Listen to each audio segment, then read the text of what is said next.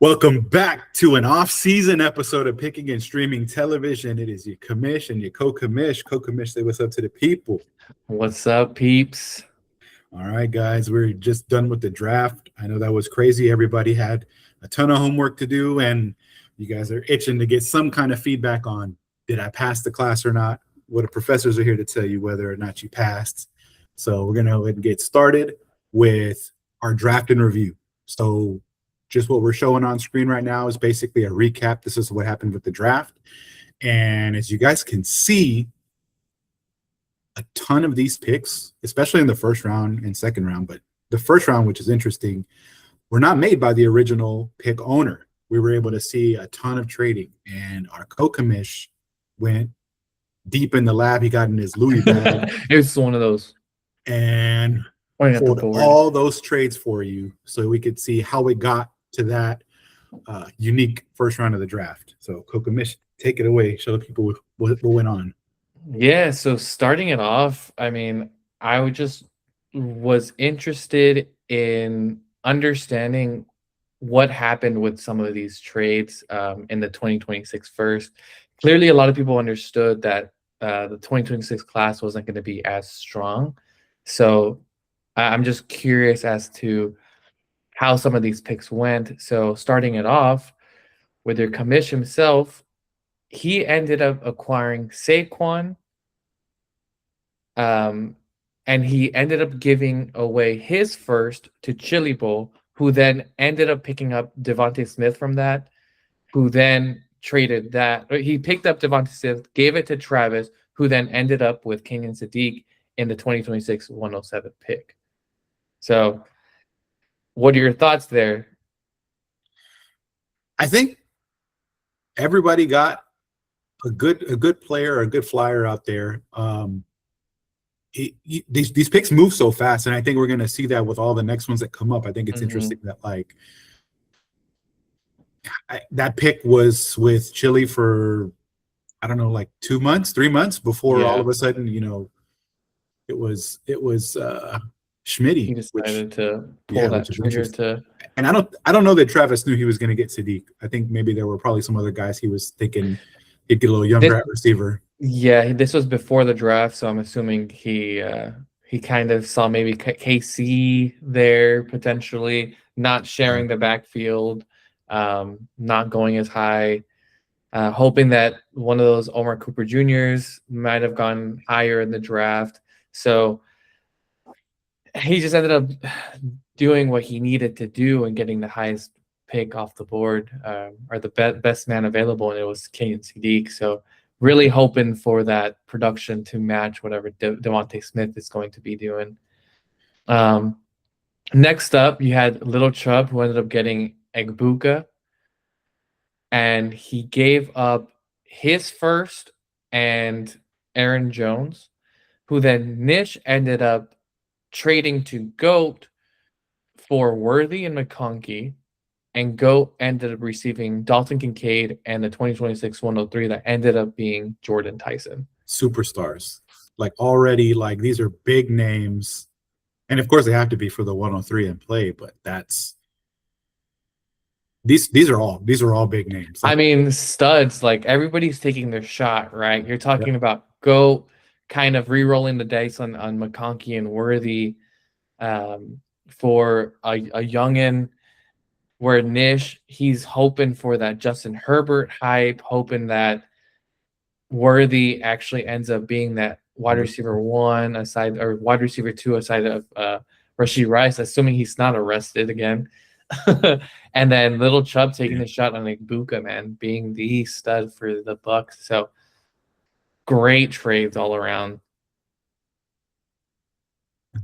What do we have here? We got. Do you want to take one, Commish? Yeah, man. You know what? I'll get in the mix here. We can ping pong. We've got the GOAT gets the Citizen. He's got Josh Allen, and that pick came from Badwolf, or I should say, the pick that was used to acquire Josh Allen went to Badwolf, and he used that to get Casey Concepcion, and then Antonio Williams was also a pick from that trade. And then on top of that, you got Jordan Addison. So turning an overflow of quarterback that he had into 3 young flyer receivers. Solid dynasty logic. You know, that's really solid. Yeah. and of course, GOAT, he gets Josh Allen. I mean, when you get a game wrecker, you try to go get him. So that makes sense. And then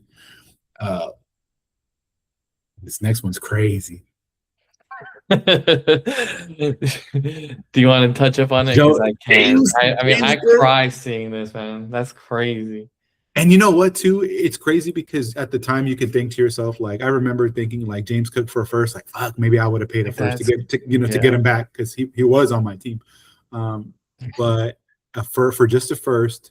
But then you're like, well, actually, that first turned into Jeremiah Love. So again, Bad Wolf kind of doing a little bit of that rebuild back in the day, trying to retool, and now he's got, you know, someone who you would think could produce like James Cook at, let's see, 4 years younger, so. Yeah. So that's interesting. That's huge. I guess that's also another case for, like, you know, me and you, when we were talking about this slide before we started the podcast, we were like, or you were astutely thinking to yourself, this goes back to the case of, like, guys, if you want to control your destiny, this is what can happen for you. Where he knew that if he went and got his own first back, that he could hit a hard tank and end up with a guy like Jeremiah Love. So this is a case study in the favor of, like, if you're gonna retool, do it right. Try to get your destiny back, or to keep your destiny when you have that in mind, so you can navigate it yourself. And he did it. He navigated himself to Jeremiah Love there. And then Chili not done. What did he do next with this Trey McBride? He ended up getting Trey McBride from Diego, who then ended up getting a 2026 first, which was the 104 from Mekhi Lemon, 2027 first, and a third, which are to be determined because that's next year. So we'll see what he does with it. But it's a good start to giving up like a massive piece of Trey McBride. So what's funny too is, like, Chili likes Mekhi Lemon. Could we see a trade back? Could Mekhi go back to Chili, Trey back to Diego? We could definitely see that. He'll probably give him a 2028 first or something, and he might think about it. And then lastly, we got the 109 that was Omar Cooper Jr. came from Diego, who traded away Schmitty to Travis. So I guess if we follow on screen, Travis ended up with Schmitty from that series. Chubb got Omar Cooper, and Diego ended up with 2 firsts from that haul. So yeah, pretty solid there, you know. So Diego trying to get his rebuild on too, which this would not be the last time or the only time we have a Diego series in here, though. But this one was a good one. This one, not bad, but just interesting. Kookamish, what do we have here? What was this? Yes, so we basically are going back in time to I believe this was Diego's first year in the league, where he saw his old pieces and was like, all right, like, we're entering a full rebuild. We're going to see what we can get for these old pieces of Derrick Henry, and one of them being CMC. Well, Derrick Henry, Mahomes, and CMC, which right now this is the one that we're following, which you're talking about. The trade ended up being Tony gave up CMC, Bourne, Will Levis, and a 2026. Or sorry, he ended up acquiring those pieces and ended up giving away his first round pick for the 2026 and his 2022nd, and Jonathan Brooks, and another first of Bad Wolves.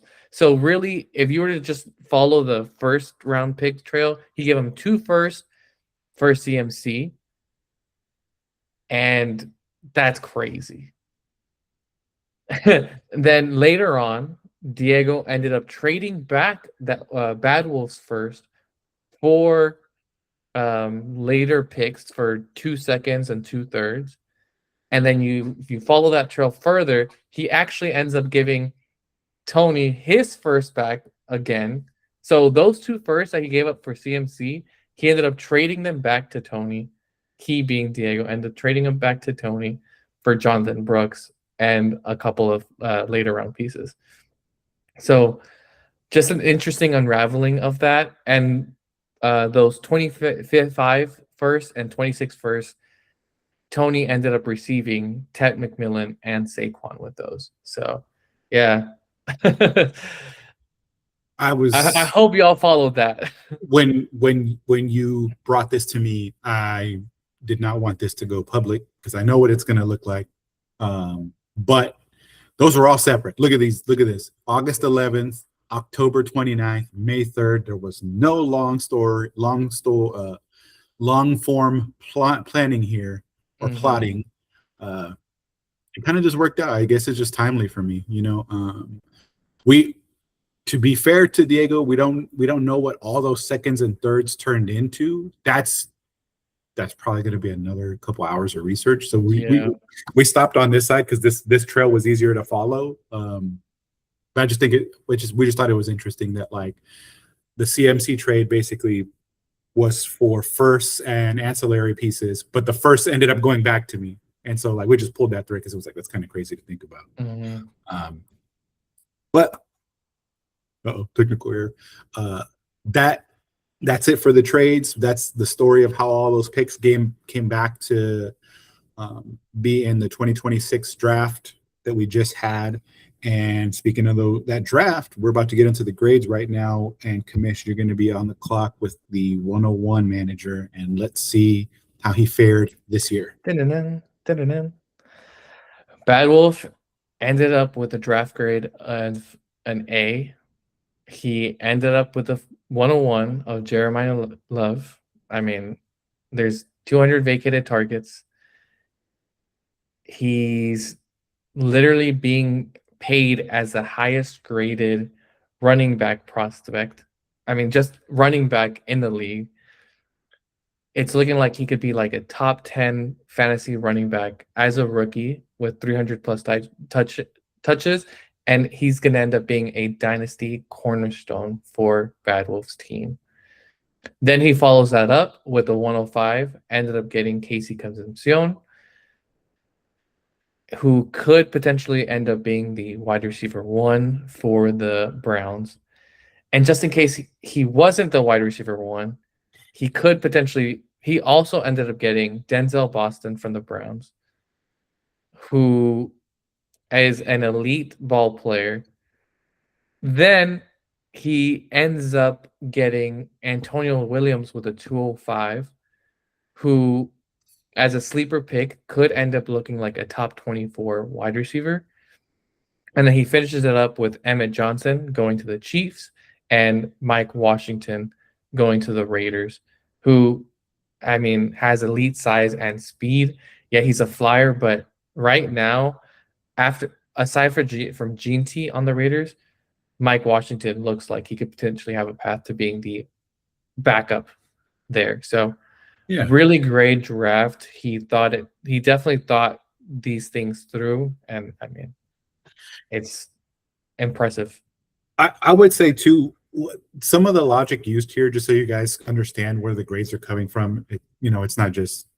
I just think it's what this is a combo. Well, I guess it is, but a combo is basically one, how did you manage the draft? So, when the NFL draft's happening and people are like, oh, I wish my team would have traded up, traded down. You could have got this player here. In that light, did we feel like you took the players that were the best value at the opportune time? Did you reach for some guys? You might get your grade lowered for that. If we felt like you got plus value, like with the Antonio Williams pick here on screen and the Denzel Boston pick, if we thought you ended up with somebody who maybe could outperform their draft spot, you get it bumped up a little bit. And then ultimately, how does this player impact your lineup in the short term? The long term, we'll give you the benefit of the doubt eventually on it, but at the end of the day, it's hard to project that far out a couple years from now. So it's a little weighted more towards, do we think this person can impact you soon? And that's where we ended up with an A for Badwolf. And then we'll see that logic kind of apply elsewhere. You guys see on the screen a couple of like call our shots kind of thing. Like Casey was my number 2 receiver, and I wanted to highlight that you get the second best receiver at the 105. To me, it's plus value. Yeah. But yeah, so high level, that's what we had here. If you guys want to see the finer points, you see them on screen. And on to Diego, who had the 102. We'll be going in order of the picks. So Carnell Tate went to the Titans with the 4th pick in the first round. Things that I liked about Carnell Tate's profile as a fantasy player going forward, no one on that team who's returning had above a 20% target share, which is like the bare minimum for like a really viable starter. So that's a fancy way to say there's no alpha. He could be the alpha. And there's 145 vacated targets. Both perimeter roles are open. We think that Wandale will be on the team and is probably going to take the slot. So if you follow those breadcrumbs, the path is there for him. Brian Dayball will force feed his number 1, C. Malik Neighbors, to make sure that, you know, his pick is validated. And I think that leads it to be, this could be a top 20 wide receiver year 1, and a regular starter for the Super Mario Bros. Because of that impact. He's going to be in our lineup every single week. No questions asked. So following that grade logic, that one's a high grade. We'll get to the other ones later, but Makai to the Eagles. And I think the most interesting thing here is the role. You would think it's going to be in the slot. You think Smitty stays outside. So because he'll be in the slot, you would think he'll be seeing those short area targets quickly. And so high volume, that's going to be somebody who we think is going to play in the flex, at least for the Super Mario Bros. Right away. That's but you know, he's going to have to outpace Brian Thomas Jr. and some other guys he's got on the team.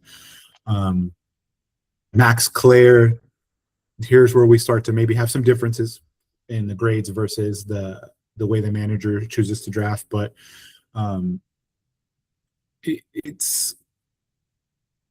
there's not a lot leaving this ecosystem, so you would think they're going to run it back pretty similar to how they ran their offense last season.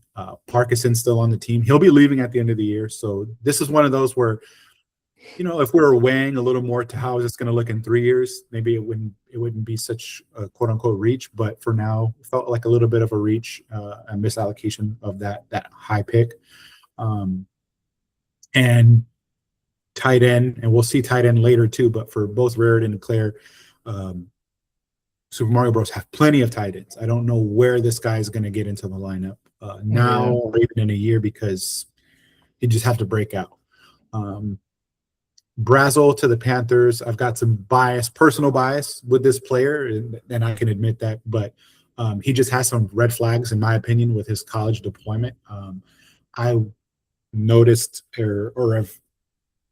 noticed, but also other people have caught on that he kind of runs the same route tree on the same side of the field always, and I just don't know that you're going to be able to get away with that in the league, especially, you know, Tet moves around a little bit too. So I just don't know where he's going to line up, because Coker should be in the slot. So, you know, is Brazel always going to be able to stick to his side? And maybe it doesn't even affect Brazel. Maybe it affects Tet, because then Ted also has to stay on his side. So we'll see. But this isn't one that I'm thinking is going to be a early hit. Ty, it's tough. It's tough to talk about Ty because he's just not going to play. He's not going to play this year. And if in 3 years he makes us look bad for considering this a reach, just because I don't think he was going to get drafted. Just to be honest with you, I don't think he was going to get drafted in the rookie draft. You know, I think he would have been a waiver. Feels like a little bit of a reach. And then Raritan also felt like a reach. And you guys got the rest of the points on screen. But that's how we ended up at a C+. So it's not the lowest grade we gave out. But it is to say, I think you've got some good players. But whereas like Badwolf's probably going to get 4 starters out of his draft, I think maybe this one's going to produce 2. Mm-hmm. What about the GOAT? The GOAT ended up with a C+.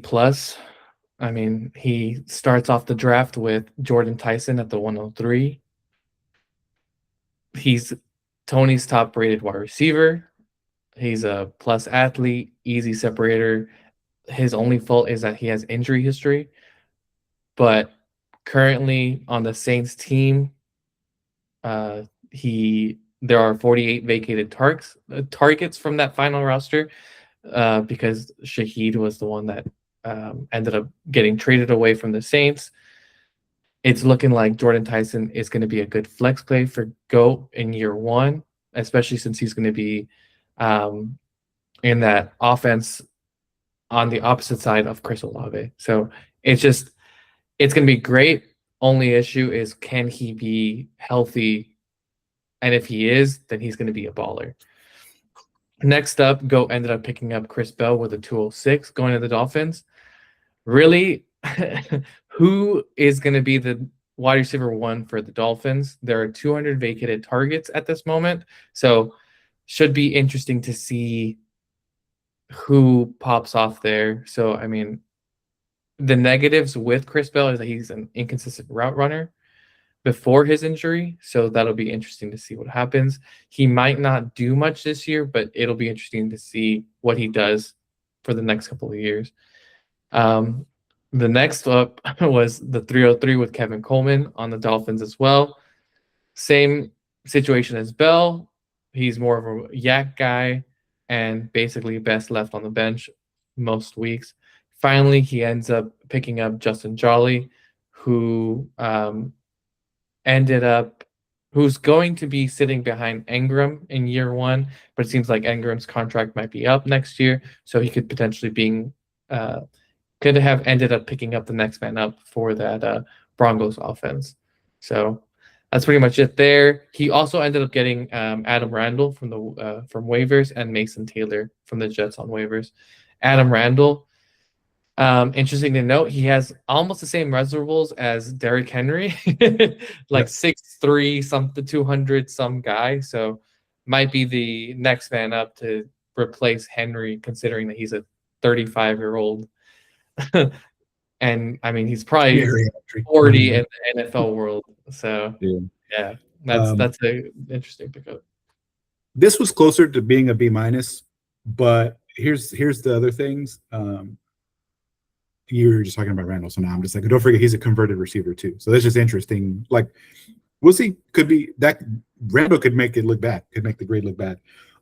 Bell is only 5 months into his ACL recovery, so keep that in mind. That's why we don't think that pick would swing into a higher grade, because he's probably going to miss a good chunk of the season, and if he doesn't get that off-season time with the rest of the roster, just installing the offense, I don't think he's going to be a feature part of the offense, because he's going to miss all that installation period. So that's why the grade's a little harsher on Bell, but it's, ACL recovery is like a 12-month timeline-ish to clear to play, and then they always say ACL the year after is when you're back to your full speed. So that's again weighted for the short term. Josh had almost no picks and did what he had to do with those picks, right? I mean, Jadarian Price, I was in the DMs. I tried to get up here before the draft, and it was like, no, I'm cool. Whoever's going to be there. And lo and behold, he, his patience was awarded a top, what we think is going to be like a top 15 running back in year one, because there's 300 vacated touches in the Seattle offense because of Ken Walker and Charbs being gone. So this guy's going to get all the run, and I think he's going to be an immediate starter for Josh. He'll find somewhere to put him in his lineup. Caleb Douglas, this one's interesting. So here's the thing, right? Kevin Coleman, Bell injured with the Dolphins. Bell injured. Kevin Coleman plays what Tutu does, and they paid Tutu first as a priority to get in. So I would be worried about if Kevin Coleman's going to steal that role. But Caleb fits, in theory, as the other starting wide receiver, who's probably the flyer to take, right, for year one production, because you would think he could play outside. But he's got that same Zoolander flaw where he only knows how to go one way. He can't go left. So it's an incomplete player profile. It's the flyer I think we'd still take for year one production. But he needs to learn how to vary up his kind of everything, man. You know, your release package is different if you're going to go on different sides. We just want to see him get his blue steel. So if he can get his blue steel, this could be a really good pickup for him. Either way, it's plus value in the 4th round. So a couple of plus value picks for Josh, and he ends up with the A-. Even though, you know, again, it's not just what was your haul at the end of the day. It's how well did you use your capital and how well do they fit into your lineup. So keep that in mind. Next up, we got Travis, who ended up with King and Sadiq, who ended up going to the Jets. The noticeable bullet points for him are that there's not really any noticeable departures on the offense, but the second pass catcher role is open aside from Garrett Wilson. He gets a new quarterback who unfortunately hasn't hit his prime since leaving the Seattle Seahawks. Really, he's going into a heavy 11 personnel team. And basically, in terms of his production, maybe expect limited production in year 1, but he could potentially hit the lineup due to tight end injury history. Kenyon Sadiq has amazing intangibles coming out of college based on the combine, but unfortunately the production profile just wasn't there in college playing for Oregon.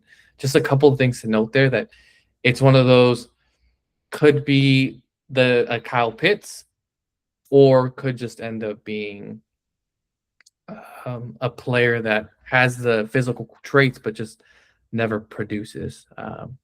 Next up, he ended up getting Malachi Fields at the 304. I really like this pickup so late. There's currently 168 vacated targets in the flanker role that are open. The Harbaugh Ravens were notorious for running more than 12 personnel than 11, so he'll have to beat Slayton for that chance to stay on the field. And then in year 1, Slayton stays on the field. Malachi has random spikes that won't be in your lineup. It's kind of the projection in the Giants team. But if he does end up being Slayton, he's going to be opposite of Malik Neighbors on this new offense with Jackson Dart slinging it, man. So, which you're higher. Yeah, I'm higher on Dart. The Giants and Dart. So I like this, which for me, I'm like, if Malachi Fields ends up being Slayton, there's some good. Yeah, you're T. Higgins, right? Exactly. Like you're be, right? If they're doubling Jamar, and hopefully you can capitalize on it. And me, I'm just wondering, like, are they going to trust the rookie year 1, or are they going to pump the brakes, let Slayton run, and then maybe year 2, that's more of a flyer we're taking. So no, there's going to be some differences, guys, between how we have them graded. This is just, but and then next up, he ended up getting Ted Hurst to the Bucks. There's 159 vacated targets tied to what should be a healthy Baker and a healthy O-line. The wide receiver room is crowded though, so mainly may only see time at jump ball X. We'll have to see if Baker favors this role still, if it's not Evans. So yeah, that'll be interesting. And then seems destined for an Alec Pierce role, so a good taxi. Basically, he could end up becoming that wide receiver 3 in the moment and moving up the chain, being that X receiver opposite of Mecca Buka. But I mean, he still has to beat out what's his name? I think there's Tez, there's Jalen McMillan, there's Chris Godwin's on the field still. Like, I forgot that man's still on the team. Yeah, so just a lot of, he really has to beat out a lot of wide receivers to get any time. And then he follows that pickup with the 401, getting Jacoby Lane on the Ravens. There's currently 110 vacated targets, and Minter will at least increase the 211 personnel. And then he's kind of similar to Surratt, where there's a concern on if he can win at the X. It doesn't seem like he might make Travis's lineup this year, but it'll be interesting to see which wide receiver on the Ravens ends up becoming that wide receiver 2 aside from Zay Jones. Zay Flower. Sorry, my bad. I mean, pretty much the same guy. Zay Jones was kind of good. Sorry. And then finally, he ends up picking up Brennan Thompson. This one hurt me just because of how excited that McDaniels is for that pickup. That's kind of his guy, and McDaniels kind of tends to prefer. He sends targets to his preferred players. So this one's a preferred, like a good bench stash, and to see what he ends up being aside from QJ there. So and this is another one you're higher on than me. I like the player, yeah. but I'm like, who are you going to beat out? You're going to beat Yeah. out QJ. You're going to beat out Harris. I know you're not beating out It's not McConkey, so it'll be interesting to see. All right, what do we got here? I guess I am gonna talk about Nish. I want to go back. I was thinking about it, guys. If some of these terms are different and you haven't heard them before, when I talk about when we write the personnel groupings in, we're saying the first number is the number of running backs on the field. The second number is the number of tight ends on the field. So 11 is one running back, one tight end. 12 would then be two tight ends. And the reason that's relevant for like the Giants is because that lends itself usually to a higher run rate because you're adding bigger players on the field to get better blocking to run more. And then when we talk about like the X, the Z, or the flanker, the X receiver is on the line of scrimmage outside. So it's somebody who has to be good to beat press coverage to try to get open. Usually don't have a lot of help. They run like really hard to win routes. The slot usually has the easiest job. They're closer to the line of scrimmage, not towards the sideline, and they'll basically get short to intermediate routes to basically fill in the gaps in the defense's zone to try to get open there. And the flanker is similar to the X, where they're near the sideline, but they're off the line of scrimmage, so they don't have to deal with press. Think of like a Tennessee receiver who is kind of like already sprinting before he even like passes the line of scrimmage because he's got that space. So it's going to come up a lot for these because with running backs, it's apples to apples. Like if you're on the team, there's only one place for you to be, and you're just going to get carries and targets. It's easy to figure out what they're going to do. Receivers, who knows how these offensive coordinators want to deploy them. That's why it matters where they line up on the field, because could Marvin Harrison have a Malik Neighbors year if he was in the slot like Malik? Yeah, but he was outside running these honestly decoy routes in the Cardinals, and Michael Wilson was running the good routes. So, stuff like that matters. So that's why you're going to see that kind of stuff mentioned all the time here. But not on this slide, which is why I was like, well, shit, let me go back. Yeah. But Nish ended up with a B, which basically he did what he was supposed to do. Everything, nothing made us raise our eyebrow or jump for joy. It was right down the middle, nice double. He got Stowers from the Eagles, which that offense is going to be vacating 121 targets when A.J. Brown leaves. And we know the Eagles like to cater to the tight end. We've seen Dallas Goedert run that, like those short outs, rolling with Hertz going that way, like clearly designed to get to him the ball. Like we've seen stuff like that out of the Eagles. So you think you want an Eagles tight end. Goddard's there, though. His contract's up at the end of the year. That'll be interesting. But maybe ding a little bit for not immediate impact, but it's a good year two breakout candidate. And then Cyrus Allen, the Chiefs wide receiver room's vacating 172 targets. Some people think Worthy's a 2. I don't, so I don't think there's a clear 2 on the team. And he played 90% of the slaps. Oh, there is one. 90% of his snaps in the slot, which I like this player and I like this flyer, especially at the 408. But Rashee Rice plays in the slot all game. So what is Cyrus Allen, who is, I have a note here off to the side, I think he's like 5'11", 180. Yeah, 5'11", 180. Is he going to move out to X? Because Worthy's not going to be an X. So is this the guy I'm trusting to immediately beat a jam, get over the top, and, use physicality to win down the field? I don't know. So I don't know that this is a great fit. I trust Andy Reid, but then what? You're going to move Rashee Rice, who in college in SMU was a poor outside separator. I mean, he's good now because he's in the slot. So, it's worth thinking about. I think this is a good taxi. So Nish has the chance to see if this is going to be the wide receiver 2. And if he is, cool. Now you got real plus value on your hands here. But for now, year one, I think it's going to be slow. And then he picked up Gesicki and that's just the team that passes the second most in the league. Like, there's going to be targets out there. I could see him hitting Nish's lineup in the flex. So overall, solid draft. Next up, you got Lilchubb, who ended up with a B+ in terms of draft grade. Ends up with his first round pick getting Omar Cooper Jr. There's no notable departures, but it's possible that he could play any. I worded this one so bad. I'm watching you read it. I'm like, I'm not gonna do that one to you.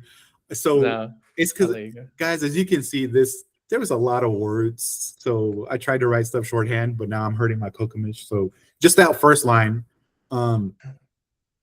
there's no one leaving this offense, so there's no vacated targets. But Garrett Wilson plays everywhere. Garrett Wilson can play on the slot. He can play X. He can play flanker.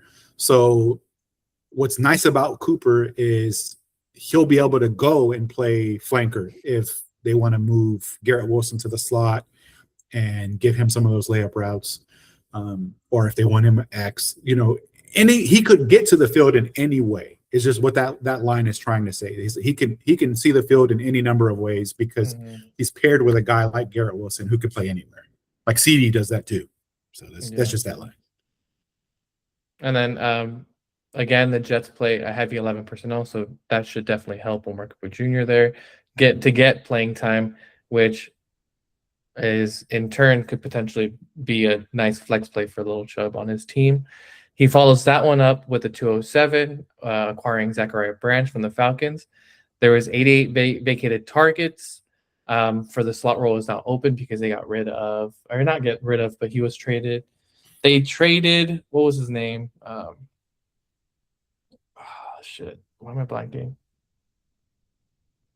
What did they trade? Mooney. Yeah, they ended up trading Mooney to the Giants. I completely forgot about that. They have a new QB, which is going to be, it's assuming Michael Penix is still there, right? I mean, he should still. He's still injured, so we'll see who's backing him up. Tua. Yeah. So I think Tua is going to play week 1. Yeah. So that'll be interesting. New head coach as well. It looks like the tight end utilization is going to be on the up and up there, so maybe not as much targets for Zachariah Branch. The target share will be low, but there's a high expectancy on the yards after the catch for Zachariah Branch. So Zachariah Branch is going to be like a bench play, and we'll see what he is in the future for the Falcons. He follows that one up with Jeremy Bernard, which I was upset at. I kind of wanted to get him, assuming he would fall. That was one pick ahead of you. I was like, damn it. I was like in the queue, ready to click it, and Lilchubb makes this pickup right here. I liked it just because there's 276 vacated targets, and McCarthy himself is going to be going a lot of 11 personnel. So you're going to have at least 3 wide receiver sets more often than not.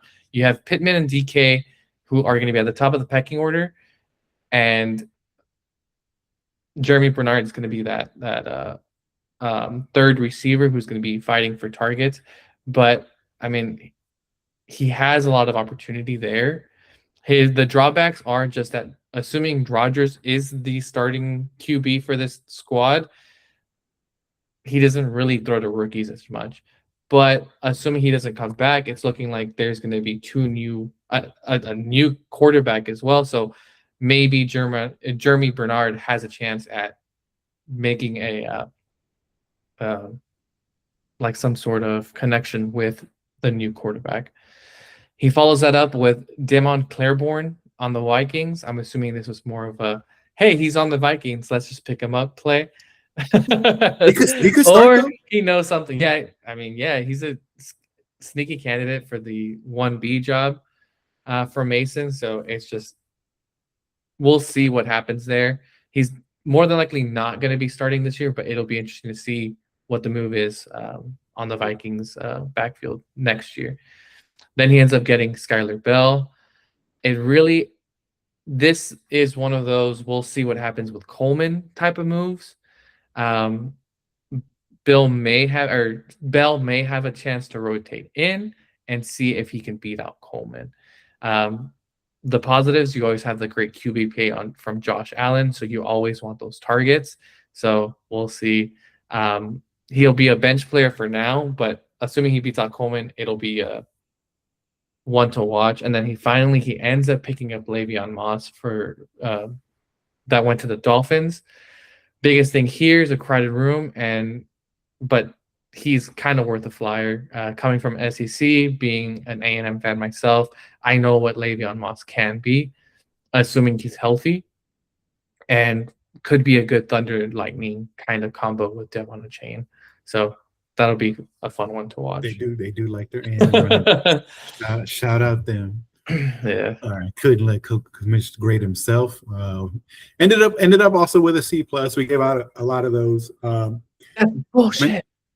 And Doza, again, we're skewing a little bit for sooner impact than later. We know he's going to have a long leash. He'll have all 5 years to figure out if he's the guy or not. But who is he throwing to year one? It was kind of the first thing we thought about. New head coach puts him on even footing with the rest of the offense, so he's installing the offense with everybody. So he'll be a captain. Like that kind of stuff is like a lock. But when you think about the Raiders, technical difficulties. I'm using two computers, so I was using the wrong mouse. My bad, guys. They were below, which this is crazy because this team was playing from a negative game script a lot, and they were still well below league average in pass rate. So you just wonder how much, if they didn't trust Geno with a high volume of passing or even average volume of passing, you wonder how much they're going to trust Doza year one as well. So I just think it's going to be a low volume offense year one.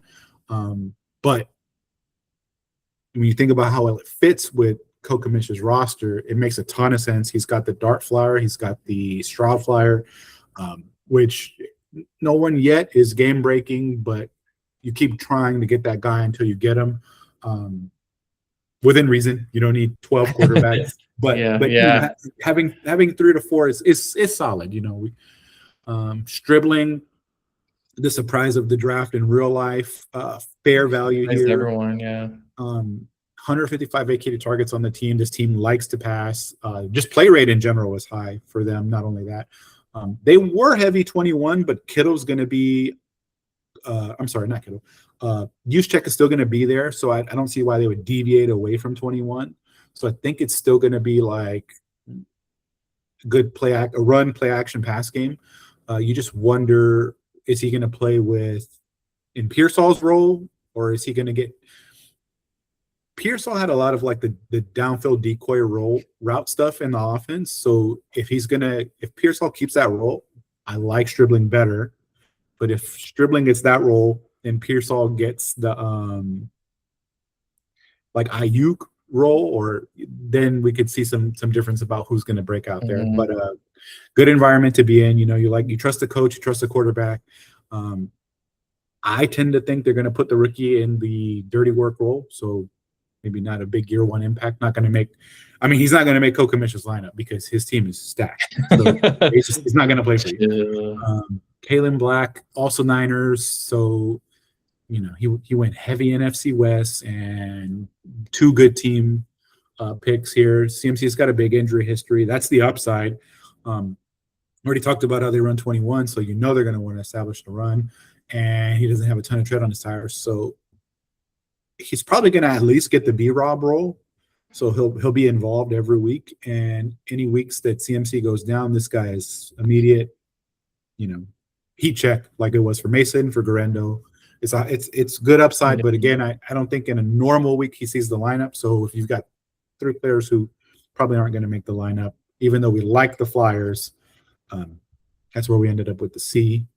And here, actually, let's trade so you can talk about mine and I'll talk about this one. We've got Chili up here. He also ended up with a C+. I know we're saying a lot of C's and C+. I think some of that has to do with, again, we weighted it to how much are these players going to impact you in the short term. It's just kind of a down class. At least I think so. We think so. I agree with you. Yeah, it's tough to find value here. Yeah. So who are we expecting to hit these lineups? And if we look at, Chili, Jonah Coleman, I don't think it's going to hit the lineup year one, at least the first half of year one. You think he's probably going to be suited to like the JK role, but JK came back, was a priority free agent signing for them. Give him a 2-year deal. So I think they're going to want to use JK and have Coleman mix in. Maybe he can take Harvey's spot. He's got a good pass catching profile, but you just wonder short term if that's going to those targets and carries are going to be spread too thin to make Chili's lineup. So that's where we are with that. Nick Singleton completes the trinity of Titans running backs that Chili has on his roster now. He's got them all. Joey Chestnut might be out there still, or we'll see. But no one left the running back room, so he's not stepping into opportunity. You think he has to beat somebody out, and if he can, there's probably going to be an uptick in efficiency because they are bringing more 2 tight end sets to this offense with Robert Saleh. He's known to do that from or more jumbo sets in general coming from the Niners tree.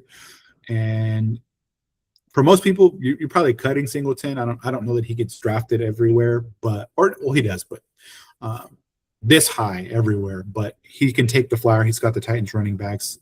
He's going to get the winner no matter what out of that backfield. Surratt, similar to what we talked about, Jacoby Lane. Just is he going to beat out the other rookie to see the field in X? Otherwise, I don't know. I don't know if that one's going to make the lineup this year. Katron, interesting, sneaky, like second half of the year could hit the flex. I think this one is the one. If you're going to have a sleeper to make his lineup, it's this one because it's a wide open competition. There's Rashad White, there's Ja'Cory Krosky-Merritt, and there's this Katron Allen, the rookie. And they had a really open competition last year. They're going to do it again. And I could just see him winning out and, like I said, making Chili's lineup. So I think this one's a good flyer here. And Bryce Lance, we talked about Nola. It's kind of hard after Olave to get targets. Shaheed was on pace to get 7 a game, which we're thinking Tyson gets that kind of stuff. And it's just going to be the afterthought. So he's probably buried. And the lowest grade of all, you can handle this one. I think that deserves a D there. It might actually. I mean, with 2 picks, you can only do so much. No, 1 pick.